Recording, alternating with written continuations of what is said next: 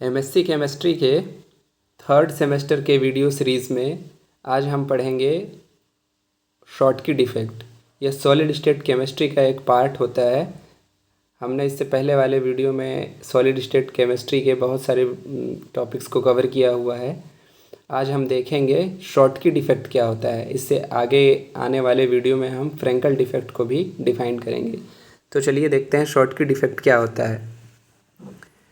इस प्रकार के डिफेक्ट्स आयनिक सॉलिड में देखे जाते हैं जिनमें अवयवी कण आयन के रूप में होते हैं। कहने का मतलब ये हुआ कि शॉटकी डिफेक्ट आयनिक सॉलिड में देखे जाएंगे जिनमें उनके अवयवी कण जो होते हैं वो आयन्स के रूप में विद्यमान होते हैं, और वो आयन्स पॉजिटिव आयन के रूप में भी हो सकते हैं, नेगेटिव आयन के रूप में भी हो सकते हैं, धन आयन या ऋण आयन के रूप में।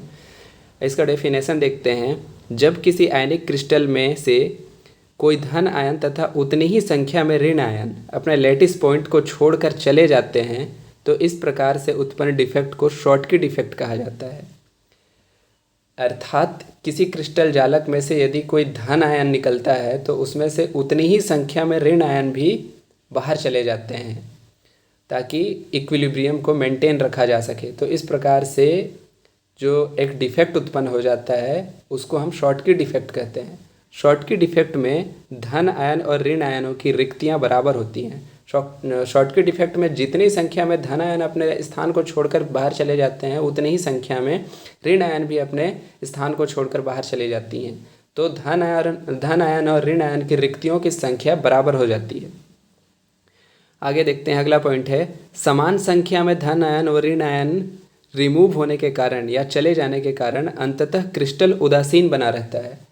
एक क्रिस्टल में से जितने धन आयन निकलेंगे उतनी ही संख्या में ऋण आयन भी निकलेंगे, जिससे उसकी इक्विलिब्रियम भी मेंटेन रहेगी और वो क्रिस्टल जो है उदासीन बना रहेगा। यदि सिर्फ धन आयन निकलता, ऋण आयन नहीं निकलता तो वो क्रिस्टल नेगेटिव हो जाता। लेकिन क्रिस्टल जालक में से धन आयन और ऋण आयन दोनों बराबर मात्रा में निकलते हैं, इसलिए वो क्रिस्टल अंततः उदासीन बना रहता है। शॉटकी डिफेक्ट में क्रिस्टल जालक में से टोटल आयन्स की संख्या कम हो जाती है, जिससे क्रिस्टल का मास मतलब क्रिस्टल का द्रव्यमान और उसकी डेंसिटी कम हो जाती है।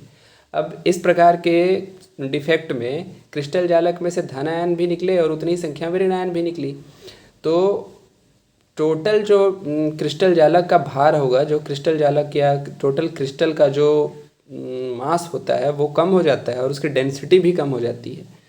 अगला पॉइंट देखते हैं। इस प्रकार के दोष में धन आयन व ऋण आयन का आकार लगभग बराबर रहता है।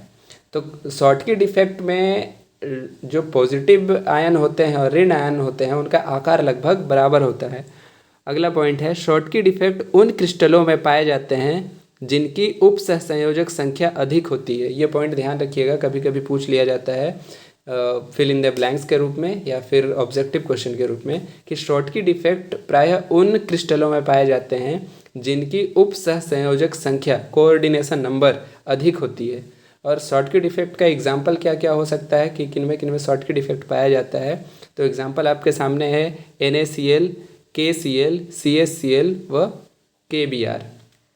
NaCl का मतलब है सोडियम क्लोराइड, पोटेशियम, और KCl potassium chloride, CaCl caesium chloride और KBr पोटेशियम ब्रोमाइड। अगला पॉइंट देखते हैं। सामान्य ताप पर NaCl, ये ऑप्शनल पॉइंट है, आप इसको चाहें तो छोड़ भी सकते हैं।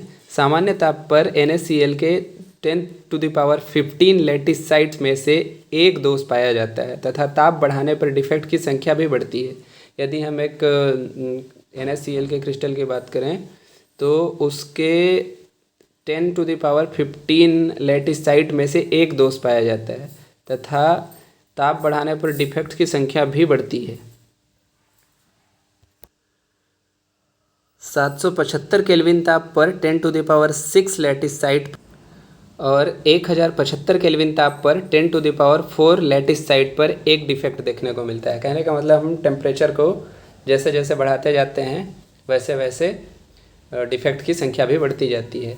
आप शॉटकी डिफेक्ट को इस प्रकार से प्रदर्शित कर सकते हैं। यहाँ देखिए, जितनी मात्रा में धन आयन निकले हुए हैं बाहर, वैकेंसी क्रिएट हुई है केटायन की, उतनी ही मात्रा में एनायन भी निकले हुए हैं। इस प्रकार आप शॉटकी डिफेक्ट को डिफाइन कर सकते हैं।